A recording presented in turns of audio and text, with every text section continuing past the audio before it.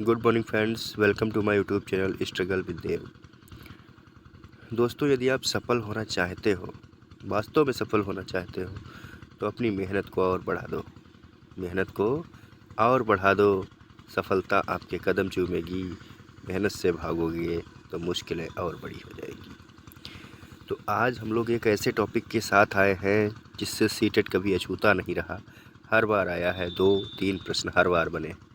तो टॉपिक का नाम है संरचनावाद। रचनावाद क्या होता है? ये रचनावाद का मतलब है ज्ञान का निर्माण। क्या है? जो इंग्लिश में इसको हम कहते हैं कॉन्स्ट्रक्टिविज्म, जिसे हम संरचनावाद कहते हैं। और इसका मतलब होता है कि ज्ञान का निर्माण, वह ज्ञान जो स्वयं के द्वारा निर्मित होता है, वह है हमारा संरचनावाद या रचनावाद। इसमें स्वयं का अनुभव होता है। संरचनावाद में स्वयं का अनुभव होता है। डायरेक्ट लाइन पूछ दी जाती है कि स्वयं का अनुभव करने वाला बालक किस वाद के अंतर्गत आएगा, तो वह संरचनावाद में होगा।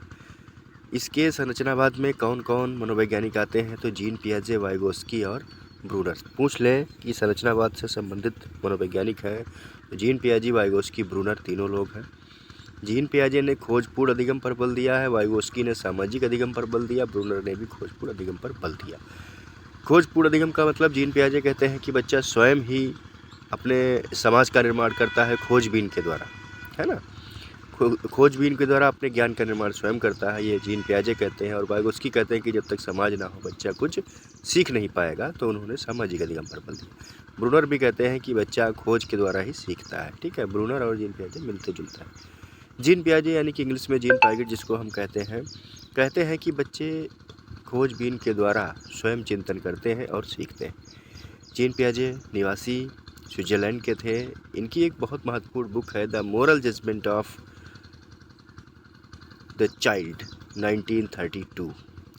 जीन पियाजे ने अपने ही बच्चों पर प्रयोग करके 1936 में संरचनात्मक मानसिक विकास सिद्धांत की 4 अवस्थाएं प्रतिपादित की। संरचनात्मक मानसिक विकास की 4 अवस्थाएं। पूछा जाता है मानसिक विकास की कितनी अवस्थाएं जीन पियाजे द्वारा? 4 अवस्थाएं। इन पर विस्तृत चर्चा बाद में करेंगे, ठीक है, बहुत अच्छे तरीके से करेंगे। फिर है कॉग्निटिव डेवलपमेंट थ्योरी, इंग्लिश में संज्ञानात्मक विकास सिद्धांत, जो है जीन पियाजे का ही है। मानसिक संरचना क्या है? इनके सिद्धांत में बताया गया। मानसिक संरचना स्कीमा को कहा। जीन पियाजे ने कहा कि मानसिक संरचना जो है मनुष्य के पास, वह कुछ नहीं, वह स्कीमा है। जो स्कीम्स बालक जो रोज करता है, उसका जब पैटर्न एक स्थायी रूप ले लेता है, तो उसी को इन्होंने कहा स्कीमा है, जो मानसिक संरचना है। ठीक ना।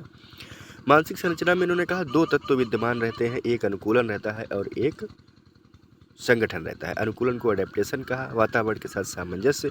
संगठन को इन्होंने कहा कि ये जो होता है ऑर्गेनाइजेशन होता है। संगठन में इन्होंने कहा कि सूचनाओं को इकट्ठा करना ही संगठन कहलाता है।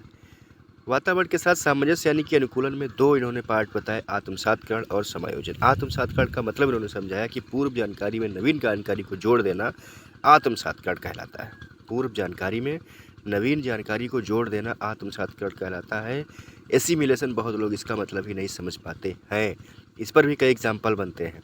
जैसे बच्चा पहले की जानकारी है कि कुत्ता 4 पैरों वाला होता है, और फिर जब देखता है किसी भी कुत्ते को, तो वह कहता है कि हाँ, अच्छा, पहले की जानकारी मतलब 4 पैरों वाला कुत्ता था, तो जिस जानवर को देखेगा 4 पैरों वालों का, वह कहेगा कि यह भी कुत्ता ही है।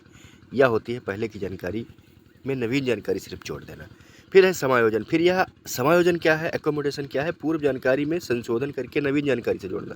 पहली जानकारी में अब संशोधन करके जोड़ देगा। जैसे कि वह जब कहेगा कि जब वह कहता है कि अच्छा, कि यह जो हर 4 पैर वाला जानवर कुत्ता ही नहीं होता है, हर 4 पैर वाला जानवर कुत्ता भी नहीं होता है, वह सियार भी हो सकता है, लोमड़ी भी हो सकता है 4 पैरों वाला।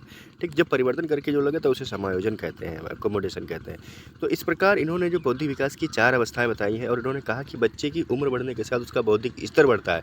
इस आधार पर इन्होंने 4 अवस्थाएं दी थी। मिलते हैं बाद में। Thank you, bye bye, take care.